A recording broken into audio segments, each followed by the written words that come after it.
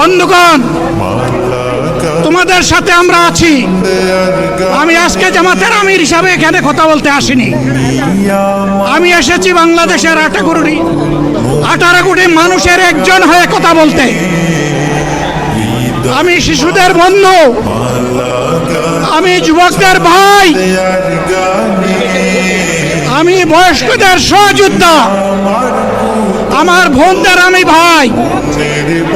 সুতরাং তাদের মুক্তির জন্যেই আমি দায়িত্ব নিয়ে আজকে এখানে দাঁড়িয়েছিলাম।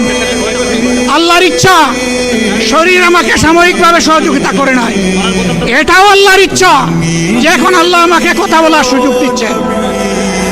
আমি বলতে চাই, বাংলাদেশের নির্দিষ্ট কোন শ্রেণীর মুক্তির জন্য আমাদের এই লড়াই নয়।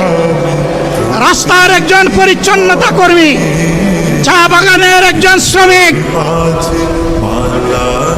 রক্ত পানি করে ঘাম জড়ানো আমার একজন রিক্সা চালক ভাই, মাঠে ময়দানে বাংলাদেশের মানুষের মুখে যারা এক মুঠো ভাত তুলে দিতে চায়, আমার সেই কৃষক বন্ধুটি, আমি তাদের হয়ে আজকে